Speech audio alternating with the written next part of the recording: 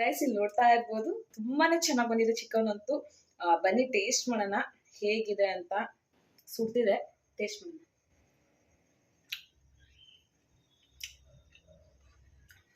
ನಿಜ ಸೂಪರ್ ಆಗಿದೆ. ಎಲ್ಲ ಕಟ್ಟಾಗಿದೆ, ಚೆನ್ನಾಗಿ ಬೆಂದಿದೆ. ಚೆನ್ನಾಗಿದೆ.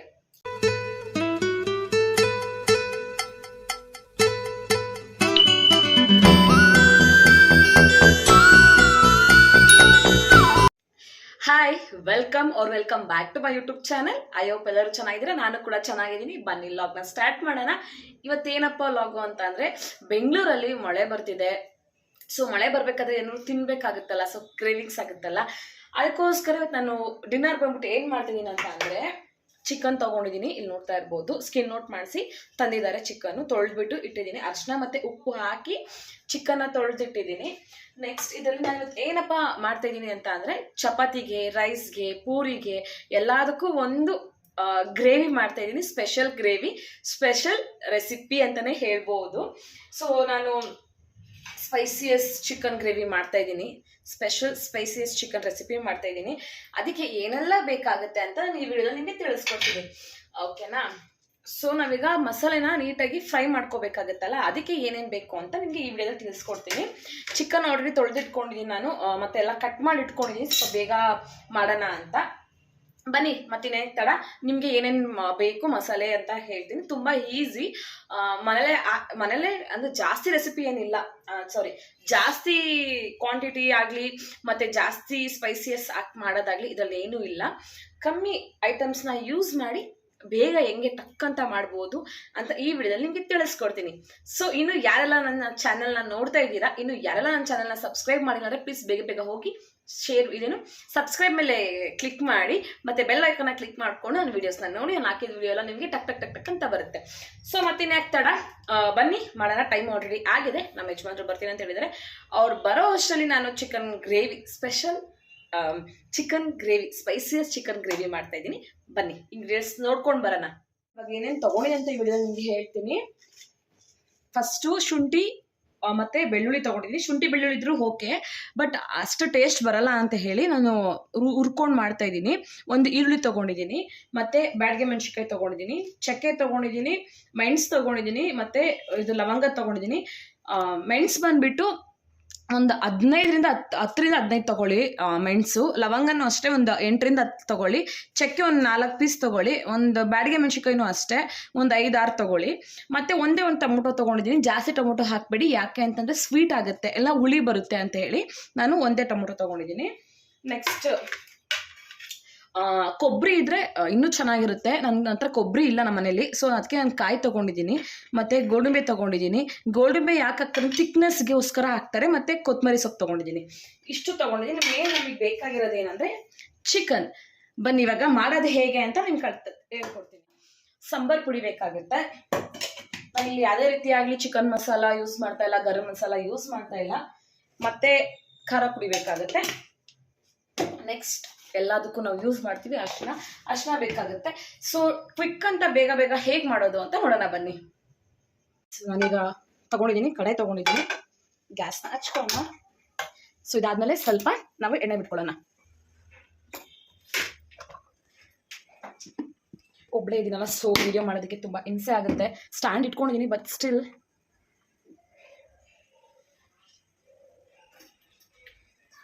ಸೊ ನಾವೀಗ ಫ್ರೈ ಮಾಡ್ಕೊಳ್ಳೋದಕ್ಕೆ ನಾವು ಎಣ್ಣೆ ಬಿಡೋಣ. ಸ್ವಲ್ಪ ಬಿಟ್ಟರೆ ಸಾಕಾಗುತ್ತೆ ಫ್ರೈ ಮಾಡ್ಕೊಳ್ಳೋಕ್ಕಷ್ಟೇ.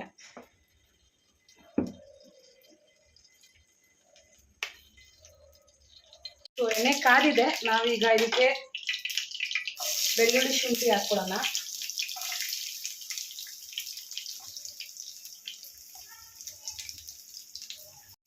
ಸೊ ಇದನ್ನ ಫ್ರೈ ಮಾಡ್ಕೊಳ್ಳೋಣ.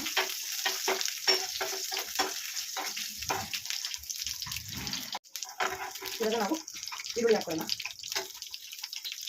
ಯಾಕೆಂದರೆ ಮಸಾಲೆನ ಈ ಥರ ಫ್ರೈ ಮಾಡಿದ್ರೆ ಟೇಸ್ಟ್ ಚೆನ್ನಾಗಿ ಇರುತ್ತೆ ಅಂತ ಈ ಥರ ಮಾಡ್ತಾರೆ.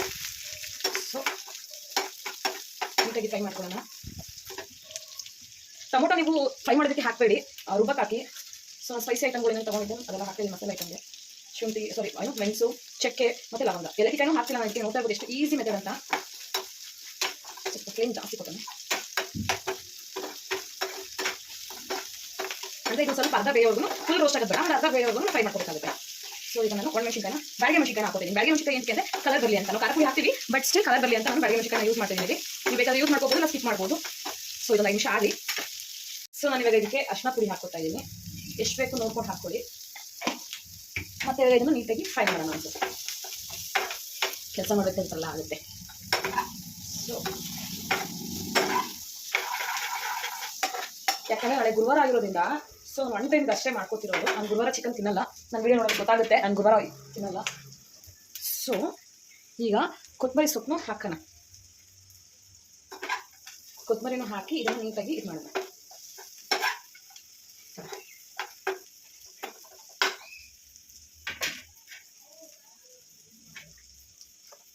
ಈಗ ಕಾಯಿ ಒಂಚೂರು ಹಾಕಿ ಕಾಯಿ. ಈಗ ನಾನು ಕಾಯಿ ಹಾಕಿದ್ದೀನಿ, ನೋಡ್ಕೊಂಡು ಹಾಕ್ಕೊಳ್ಳಿ. ಒಂದ್ಸತಿ ಇದನ್ನು ನೀಟಾಗಿ ಮಿಕ್ಸ್ ಮಾಡ್ಕೊಳ್ಳೋಣ. ಕಾಯಿ ಹಾಕಿರೋದನ್ನ ನಾನು ಜಾಸ್ತಿ ಕಾಯಿ ಹಾಕಲ್ಲ, ಸ್ವೀಟ್ ಆಗುತ್ತೆ ಅಂತ ಭಯ ನನಗೆ. ಸೊ ಇದನ್ನು ಹಾಕ್ಕೊಂಡು ಈಗ ಗೋಡಂಬಿ ಹಾಕೋತಾ ಇದ್ದೀನಿ ನಾನು. ಗೋಡಂಬಿ ಏನಕ್ಕೆ ಹಾಕ್ತಾರೆ ಅಂತಂದರೆ ಯೂಶಲಿ ಥಿಕ್ನೆಸ್ಗೆ ಹಾಕ್ತಾರೆ, ಗ್ರೇವಿ ಥರ ಬರುತ್ತೆ ಅಂತ. ಸೊ ಇದನ್ನೆಲ್ಲ ಹಾಕ್ಕೊಂಡು ನೀಟಾಗಿ ಸ್ವಲ್ಪ ಒಂದು 5 ನಿಮಿಷ ಫ್ರೈ ಮಾಡ್ಕೊಳ್ಳಿ. ನಾನು ಲೋ ಫ್ಲೇಮಲ್ಲಿ ಇಟ್ಕೊಂಡಿದ್ದೀನಿ, ಸೀದೋಗ್ಬಿಡುತ್ತೆ ಅಂತ ಭಯ. ಸೊ ಈ ಥರ ನೀಟಾಗಿ ನಾವು ಫ್ರೈ ಮಾಡ್ಕೋಬೇಕಾಗುತ್ತೆ. ಕಾಯಿ ತುರಿದು ಹಾಕ್ಕೊಳ್ಳಿ. ನಾನು ಹೆಂಗಿದ್ರು ರುಬ್ತೀನಲ್ಲ ಅಂದ್ಬಿಟ್ಟು ನಾನು ಹಂಗೆ ಕಟ್ ಮಾಡಿ ಹಾಕ್ಕೊಂಡಿದ್ದೀನಿ. ಸೊ ನೆಕ್ಸ್ಟ್ ಈಗ ನಮಗೆ ಇವಾಗ ಮೇಯ್ನಾಗಿ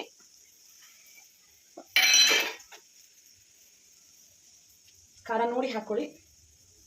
ನಮಗೆ ಸ್ಪೈಸಿ ಇರಬೇಕಲ್ಲ, ಸೊ ಒಂದು 2.5 ಸ್ಪೂನಷ್ಟು ಖಾರ ಹಾಕ್ತಾಯಿದ್ದೀನಿ. ನಿಮ್ಗೆ ಎಷ್ಟು ಬೇಕೋ ನೋಡಿಕೊಂಡು ನೀವು ಹಾಕ್ಕೊಳ್ಳಿ.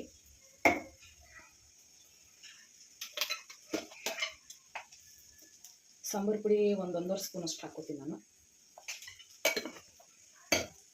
ಸೊ ಇದನ್ನು ನೀಟಾಗಿ ಒಂದ್ಸತಿ ಎಲ್ಲ ಕಡೆ ಮಿಕ್ಸಪ್ ಮಾಡ್ಕೊಳ್ಳಿ.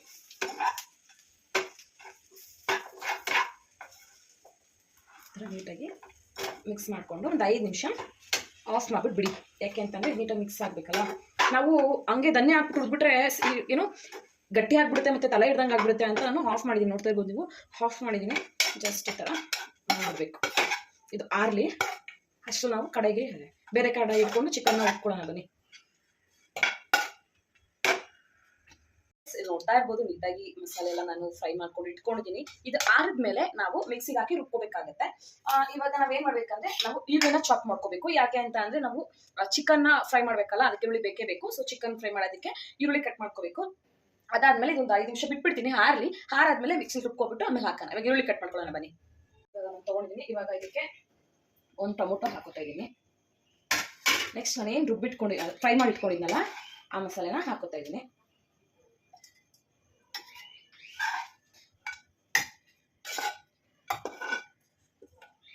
ಬ್ಯಾಡಿಗೆ ಮೆಣಸಿನಕಾಯಿ ಏನು ಹಾಕೊಂಡಿದ್ದೀನಿ ಅಂದರೆ ಕಲರ್ಗೆ ಹಾಕೊಂಡಿದ್ದೀನಿ.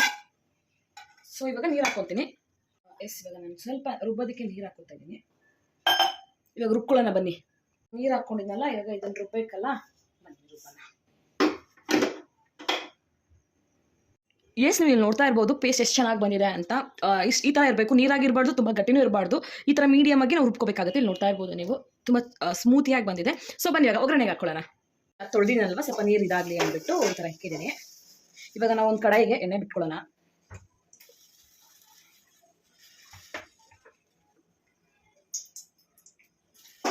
ಸೊ ಸ್ವಲ್ಪ ಬಿಟ್ಕೊಂಡು ಜಾಸ್ತಿ ಎಣ್ಣೆ ಹಾಕೋಬಿಡಿ. ಜಾಸ್ತಿ ಏನು ಜಿಡ್ಡಾದರೂ ಕಷ್ಟ ತಿನ್ನೋದಕ್ಕೆ. ಎಣ್ಣೆ ಒಂದು 5 ನಿಮಿಷ ಕಾಯಲಿ. ಕಾದಾದ್ಮೇಲೆ ನಾವು ಇದಕ್ಕೆ ಈರುಳ್ಳಿ ಹಾಕೊಳ್ಳೋಣ.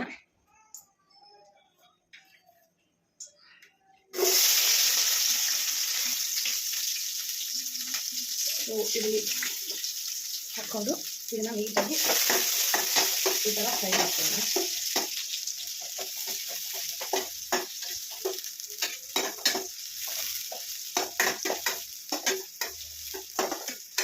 ಇನ್ನೂ ನನ್ನ ಚಾನಲ್ನ ಯಾರೆಲ್ಲ ಸಬ್ಸ್ಕ್ರೈಬ್ ಮಾಡ್ಕೊಂಡಿಲ್ಲ ಅಂದರೆ ಸ್ವಲ್ಪ ಬೇಗ ಸಬ್ಸ್ಕ್ರೈಬ್ ಮಾಡ್ಕೊಳ್ಳಿ. ನೀವು ಸಪೋರ್ಟ್ ಮಾಡಿದ್ರೆ ನಮಗೂ ಹೋಪ್ ಇರುತ್ತೆ, ಜನ ಸಪೋರ್ಟ್ ಮಾಡ್ತಿದ್ದಾರೆ, ನಾವು ಇದು ಮಾಡೋಣ, ವೀಡಿಯೋಸ್ ದಿನ ಹಾಕೋಣ ಅಂತ. ಸೊ ಇನ್ನು ಯಾರೆಲ್ಲ ಹಂಗೆ ಏನೋ ಚಾನಲ್ನ ಸಬ್ಸ್ಕ್ರೈಬ್ ಮಾಡ್ದಲ್ಲೇ ನೋಡ್ತಾ ಇದ್ದೀರಾ, ಪ್ಲೀಸ್ ಹೋಗಿ ಸಬ್ಸ್ಕ್ರೈಬ್ ಮಾಡ್ಕೊಳ್ಳಿ. ಈ ಥರ ನೀಟಾಗಿ ಫ್ರೈ ಮಾಡೋಣ. ಸ್ವಲ್ಪ ಇದು ಗೋಲ್ಡನ್ ಆಗೋವರೆಗೂ ಫ್ರೈ ಮಾಡ್ಕೋಬೇಕಾಗುತ್ತೆ, ಗೋಲ್ಡನ್ ಕಲರ್ ಟರ್ನ್ ಆಗೋವರೆಗೂ.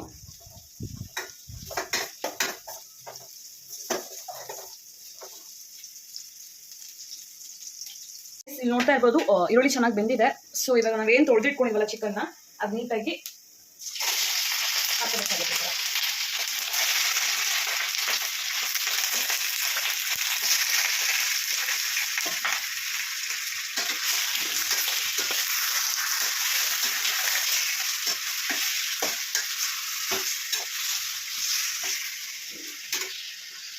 ಸೊ ನಾನು ಇದಕ್ಕೆ ಈಗ ಅರಿಶಿನ ಮತ್ತು ಉಪ್ಪು ಹಾಕೋತೀನಿ.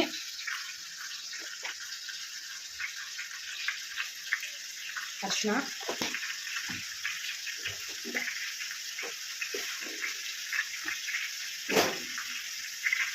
ಒಂದು ಸ್ಪೂನಷ್ಟು ಇಲ್ಲ ಒಂದೂವರೆ ಸ್ಪೂನಷ್ಟು ಉಪ್ಪು ಹಾಕೋತಾ ಇದ್ದೀನಿ.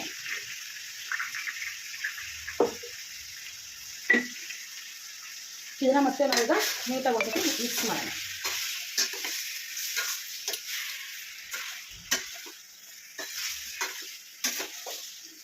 ಈ ಥರ ನೀಟಾಗಿ ಮಿಕ್ಸ್ ಮಾಡೋಣ.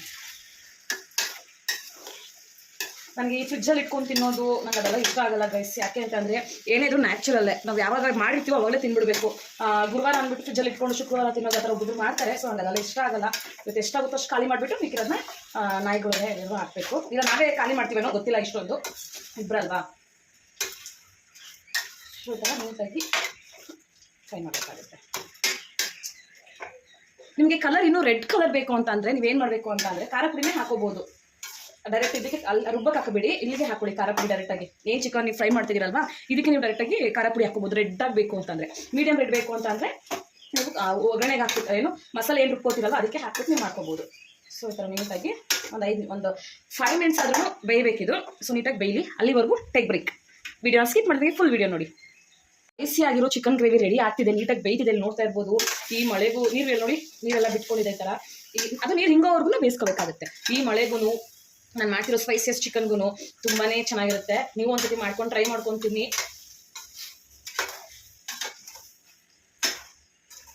ನೋಡಿ, ಇದರಲ್ಲಿ ಮತ್ತೆ ನಾಟಿ ಕೋಳಿ ಮಾಡ್ತಾರೆ. ನಾಟಿ ಕೋಳಿ ಬೇಗ ಬೇಯಲ್ಲ, ಬಾಯ್ಲರ್ ಆದರೆ ಬೇಗ ಬೇಯ್ಬಿಡುತ್ತೆ, ನಾಟಿ ಕೋಳಿ ಬೇಯಲ್ಲ. ಸೊ ಇಲ್ಲಿ ನೋಡಿ, ಇಲ್ಲಿ ನೋಡ್ತಾ ಇರ್ಬೋದು ನೀಟಾಗಿ ಬೇಯ್ತಿದೆ. ಬೇಯಲಿ. ಚಿಕನ್ ಬೆಂದು ನೀರು ಬಿಡೋವರೆಗೂ ನಾವು ಫ್ರೈ ಮಾಡ್ಕೋಬೇಕಾಗುತ್ತೆ. ನಂತರ ಅದು ಎಣ್ಣೆ ಬಿಟ್ಕೊಳ್ಳುತ್ತೆ, ಬೆಂದಾದ್ಮೇಲೆ ಎಣ್ಣೆ ಬಿಟ್ಕೊಳ್ಳುತ್ತೆ. ಆವಾಗ ನಾವು ಮಸಾಲೆನ ಸೇರಿಸ್ಕೋಬೇಕಾಗುತ್ತೆ. ಇಲ್ಲಿ ನೋಡ್ತಾ ಇರ್ಬೋದು ನೀವು, ಇಲ್ಲಿ ನೀರು ಬಿಟ್ಕೊತಿದೆ. ಇದೆಲ್ಲ ನೀಟಾಗಿ ಹಿಂಗಾದ್ಮೇಲೆ ಎಣ್ಣೆ ಬಿಟ್ಕೊಳ್ಳುತ್ತೆ.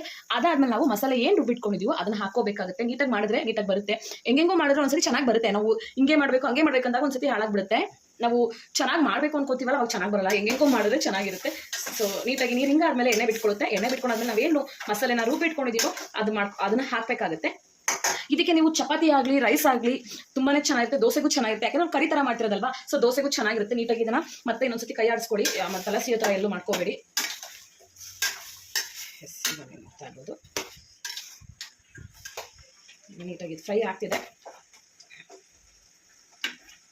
ನೀವು ನೋಡ್ತಾ ಇರ್ಬೋದು ನೀರು ಅಷ್ಟೊಂದಿತ್ತು ಚಿಕನ್ನಲ್ಲಿ, ನೀರು ಬಿಟ್ಕೊಂಡಿತ್ತು. ಇವಾಗ ನೀರು ಬಿಟ್ಕೊಂಡು ನೀರು ಇಳ್ಕೊಂಡು ಎಣ್ಣೆ ಬಿಡ್ತಾ ಇದೆ. ಸೊ ಬೆಂದಿದೆ ಚಿಕನ್ ಆಲ್ರೆಡಿ.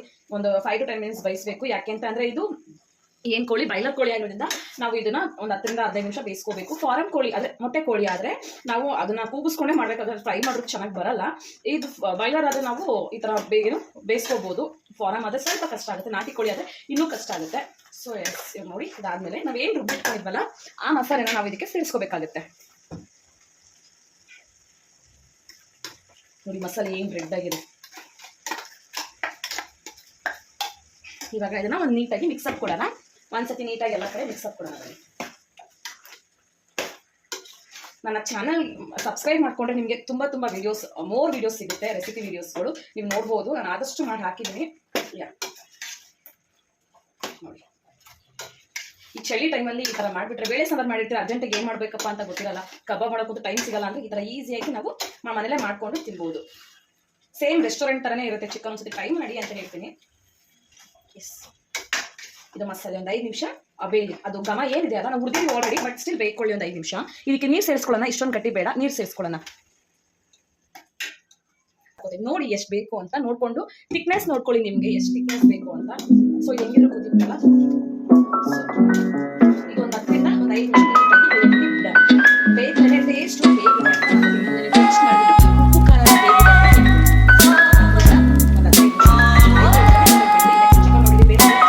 ಫ್ರೈ ಆಗಿದೆ. ಚಿಕನ್ ಬಿದ್ದರೆ ಮಸಾಲೆ ಫ್ರೈ ಆಗಿದೆ. ಒಂದು 10 ರಿಂದ 15 ನಿಮಿಷ ನೀಟಾಗಿ ನಾವು ಬೇಯೋದಕ್ಕೆ ಕುದಿಯೋದಕ್ಕೆ ಬಿಡೋಣ. ಒಂದು 3 ಕುದಿ ಬಂದಮೇಲೆ ಇದನ್ನು ಆಫ್ ಮಾಡಿಬಿಟ್ಟು ಸ್ವಲ್ಪ ಕೊತ್ತಂಬರಿ ಸೊಪ್ಪನ್ನ ಡೆಕೋರೇಷನ್ಗೆ ಹಾಕೊಳ್ಳೋಣ. ಸೊ ಇದು ಹೇಗೆ ಬರುತ್ತೆ, ಹೆಂಗೆ ಬಂದಿದೆ, ಉಪ್ಪು ಖಾರ ಹೇಗಿದೆ ಅಂತ ನಿಮಗೆ ಈ ವಿಡಿಯೋದಲ್ಲಿ ತಿಳಿಸ್ತೀನಿ.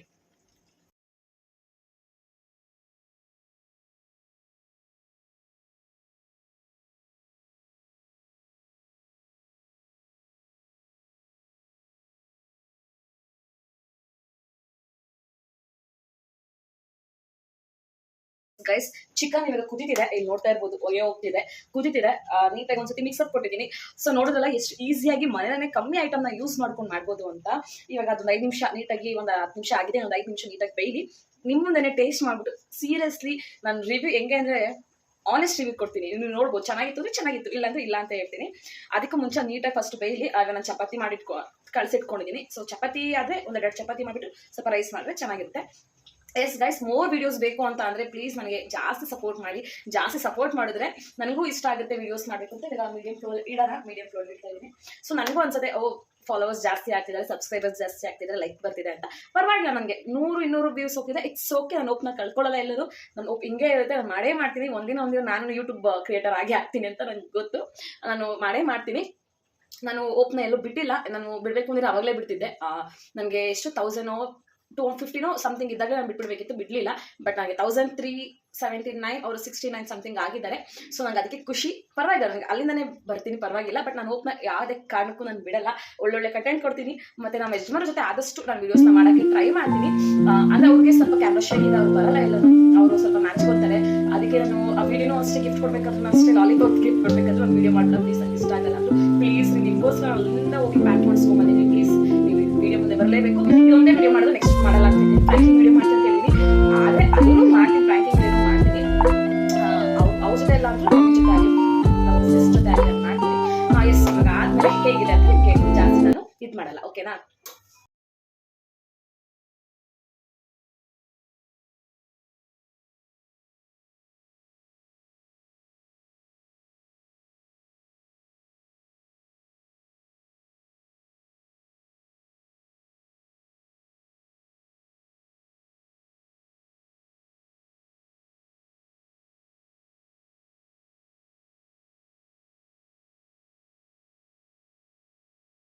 ಗೈಸ್, ಇಲ್ಲಿ ನೋಡ್ತಾ ಇರ್ಬೋದು, ತುಂಬಾನೇ ಚೆನ್ನಾಗಿ ಬಂದಿದೆ ಚಿಕನ್ ಅಂತೂ.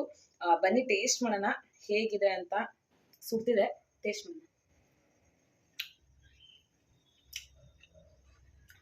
ನಿಜ ಸೂಪರ್ ಆಗಿದೆ. ಎಲ್ಲ ಕಟ್ಟಾಗಿದೆ, ಚೆನ್ನಾಗಿ ಬೆಂದಿದೆ. ಚೆನ್ನಾಗಿದೆ ಸೀರಿಯಸ್ಲಿ. ಈ ಚಳಿಗೆ ಮತ್ತೆ ಈ ಬಿಸಿ ಬಿಸಿ ನೋಡ್ತಾ ಇರ್ಬೋದು ಹೊಗೆ ಹೆಂಗೆ ಹೋಗ್ತಿದೆ ಅಂತ. ಕಾಣಿಸ್ತಿಲ್ಲ ಅನ್ಸುತ್ತೆ. ತುಂಬಾನೇ ಚೆನ್ನಾಗಿದೆ ಗೈಸ್. ಟ್ರೈ ಮಾಡ್ಕೊಂಡು ಒಂದ್ಸತಿ ನೀವು ಮನೇಲಿ ಟ್ರೈ ಮಾಡಬೇಕು. ನಿಜ ಬಾಯಲ್ಲಿ ನೀರು ಬರ್ತಿದೆ, ಅಷ್ಟು ಚೆನ್ನಾಗಿದೆ. ಸ್ಪೈಸಿ ಆಗಲಿ ಮತ್ತು ಉಪ್ಪು ಎಲ್ಲ ಚೆನ್ನಾಗಿದೆ. ಯಾಕೆಂದರೆ ನಾನು ಗೋಡಂಬಿ ಹಾಕಿದ್ದೀನಿ. ಗೋಡಂಬಿ ಹಾಕಿದ್ರೆ ಥಿಕ್ನೆಸ್ ಆಗಲಿ ಮತ್ತು ಇದಾಗಲಿ ತುಂಬ ಚೆನ್ನಾಗಿ ಬರುತ್ತೆ ಗೈಸ್.